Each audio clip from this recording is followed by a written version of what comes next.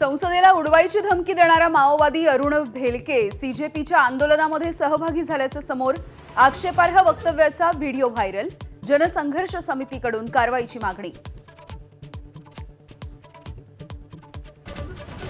विद्यार्थ्यांपुढे सोरेन सरकार झुकलं। टीडीपीएल मार्फत घेतलेल्या परीक्षा रद्द। सीआयडी करणार गैरप्रकारांची चौकशी, तर परीक्षा सुधारणांसाठी समिती स्थापन।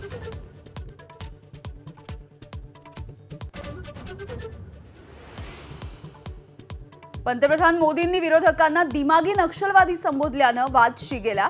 सोशल मीडियावर दिमागी नक्षल पार्टीला वाढता पाठिंबा। होय, आम्ही दिमागी नक्षलवादी, विरोधक सरकारवर तुटून पडले। सरकारी कंत्राटदारांचं आज आणि उद्या मुंबईतल्या आझाद मैदानावरती आंदोलन। शासकीय विभागांकडील 86,662 कोटींची देयकं प्रलंबित असल्यामुळे आंदोलनाचा निर्णय।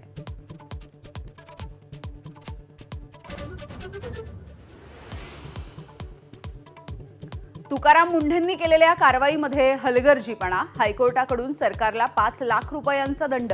पुण्यातल्या डेअरी आणि मिठाई दुकानदारानं 98% नियमांचं पालन करूनही निलंबित परवाना पुन्हा दिला नसल्याचा ठपका।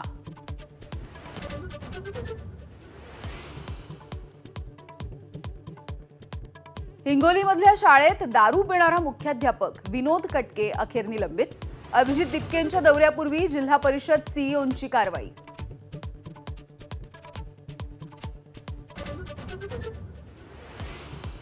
ऑगस्ट महिन्याचा पंधरवडा लोटल्यानंतरही भंडाऱ्याच्या गोसेखुर्द धरणामध्ये केवळ 63% इतका पाणीसाठा। प्रशासनाचा पाणी बचतीवरती भर। धरणामधील विसर्गामध्ये कपात। डोनाल्ड ट्रम्प यांच्याकडून भारतामधल्या मतदार ओळखपत्राचं कौतुक। भारतासारखी अमेरिकेतही मतदार ओळखपत्र आणण्याचा कायदा केला जाणार। फक्त अमेरिकन लोकांनाच मताधिकार असण्याची गरजही केली व्यक्त।